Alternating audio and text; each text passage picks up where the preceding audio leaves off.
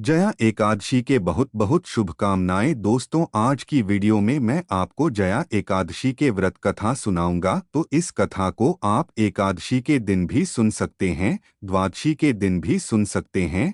देखिए, जया एकादशी के व्रत कथा सुनने के लिए हम अपने हाथ में थोड़े तिल लेंगे और व्रत कथा शुरू करेंगे। तो चलिए व्रत कथा सुनाते हैं। एक समय की बात है, इंद्रकेशवभा में मलवाणु अपनी नाव योजना सुंदरी में आसक्त, इसी कारण उसे उसके सुर और लव भंग हो रहे थे।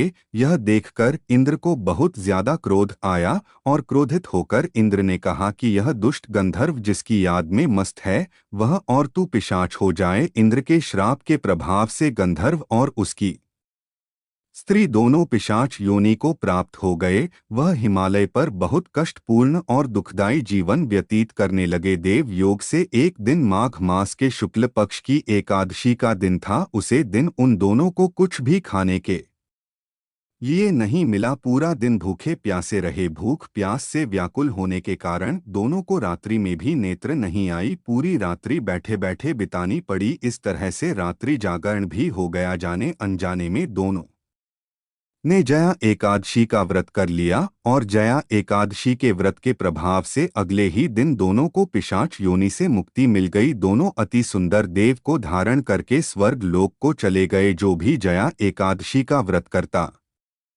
है, जाने अनजाने किए हुए सभी पापों से मुक्ति हो जाता है। जो भी मनुष्य जया एकादशी का विधिवत व्रत करता है, उसे हजारों अश्वमेध यज्ञ के बराबर फल प्राप्त होता है और वह हत्या जैसे पाप से भी मुक्ति मिल जाती है। आथ सभी को जया एकादशी का व्रत और पूजन जरूर जरूर करना चाहिए। यह थी जया एकादशी के व्रत कथा। अब मैं आपको एक गणेश जी की कथा जरूर सुनाऊंगा। शुरू करते हैं। एक गांव में एक बुढ़िया रहती थी। बुढ़िया अंधी थी और उजाला गणेश जी का पूजन करती थी। गुड़िया के पूजन से प्रसन्न होकर एक दिन गणेश जी गुड़िया के सामने आए और बोले हैं, बुद्धि में मैं तुम्हारे पूजन से बहुत प्रसन्न हो। तुम जो मांगना चाहते हो वह वर मांग को डोट।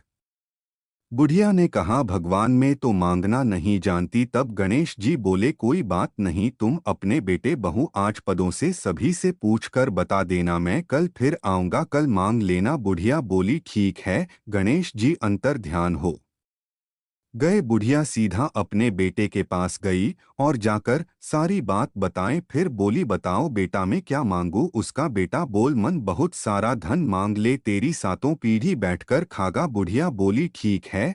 फिर वह अपनी बहू के पास गई, सारी बात बताई तो बहू बोली, माझी क्या करेगी धन दौलत का, असली धन दौलत तो पोता पोती है, अपने लिए पोता पोती मांग लो, तुम्हारा जन्म सफल हो जाएगा। बुढ़िया बोली, बेटा बात तो तुम्हारी भी ठीक है।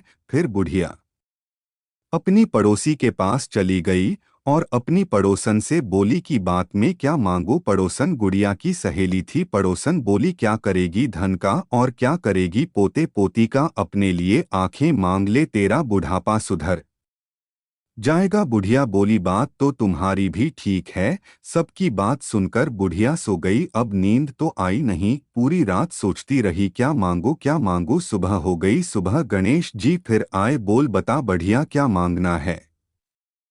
मैंगो। अब बुढ़िया बोली, गणेश जी महाराज मांगना तो मैं ना जानती, अगर आप मुझे कुछ देना ही चाहते हैं तो बस इतना वरदान दे दीजिए कि मैं अपने महल में सोने के पालने में अपने पोते को झूलते हुए देखा। अब गणेश जी महाराज तो यह सुनते ही था कि मार कर हंसने लगे। मैं तो सोच रहा था तुम बहुत भोली हो, तुम तो बहुत चतुर निकली, एक ही बात में धन महल होता, आंखें सब कुछ मांग दिया। गणेश जी महाराज तो हंसते हंसते बुद्धि में को सारी चीज देकर चले गए हैं। गणेश जी महाराज जैसे अपने बूढ़े के साथ की वैसे सबके साथ करना और इस कहानी को कहते सुनते हो क्या भरते सब पर अपनी कृपा दृष्टि बनाए रखना, सबके घर को धन दौलत और धन से भर देना। यह थी गणेश जी की कहानी। इस तरह से जया एकादशी के व्रत कथा पूर्ण होती है। आपको यह व्रत कथा कैसी लगी कमेंट करके ज़रूर बताना और अगर यह वीडियो पसंद आई हो तो वीडियो को लाइक कर देना, चैनल को सब्सक्राइब कर लेना।